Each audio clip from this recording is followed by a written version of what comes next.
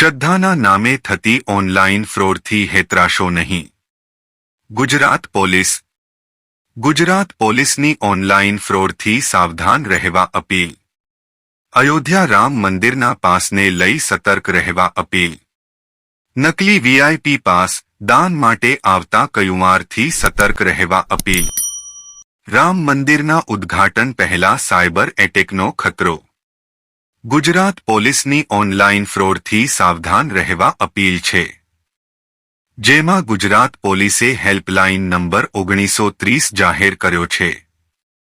અયોધ્યા રામ મંદિરના પાસને લઈ સતર્ક રહેવા અપીલ કરી છે. નકલી વીઆઈપી પાસ દાન માટે આવતા કયુંવારથી સતર્ક રહેવા અપીલ છે. ગુજરાત પોલીસે જણાવ્યું છે કે શ્રદ્ધાના નામે થતી ઓનલાઈન ફ્રોડથી હેતરાશો નહીં, જેમાં ગુજરાત પોલીસ દ્વારા લોકોને સાવધાન રહેવા માટે જણાવવામાં આવ્યું છે. અયોધ્યામાં ભગવાન શ્રી રામનું ભવ્ય મંદિર લગભગ તૈયાર છે.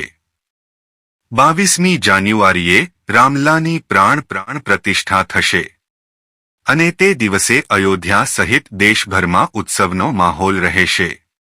રામ મંદિરને લઈને અયોધ્યા ફક્ત દેશમાં જ નહીં પરંતુ વિશ્વભરમાં ધ્યાનનું કેન્દ્ર બની ગયું છે. અત્યારે એવી પરિસ્થિતિ છે કે દરેક લોકો અયોધ્યા વિશે વધુને વધુ જાણવા માંગે છે.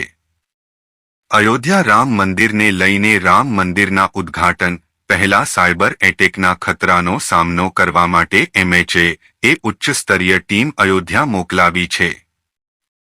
ગૃહ મંત્રાલય MHA જાન્યુઆરીના રોજ ઐતિહાસિક શહેરમાં રામ મંદિરના ઉદ્ઘાટન પહેલા સાયબર ધમકીઓનો સામનો કરવા માટે ઉત્તર પ્રદેશના અયોધ્યામાં એક ઉચ્ચ સ્તરીય ટીમ મોકલી છે.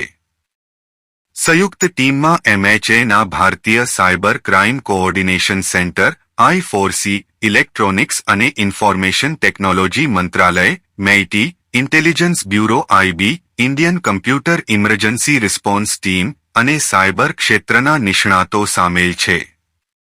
અધિકારીઓએ મેગા ઇવેન્ટ પહેલા સાયબર ગુનેગારોની દરેક પ્રવૃત્તિ પર નજર રાખવાનું શીખ્યા છે, જેના માટે વડાપ્રધાન નરેન્દ્ર મોદીએ શનિવારે કહ્યું હતું કે આખું વિશ્વ 22 જાન્યુઆરીએ અયોધ્યામાં ઐતિહાસિક રામ મંદિર અભિષેક સમારોહની રાહ જોઈ રહ્યું છે.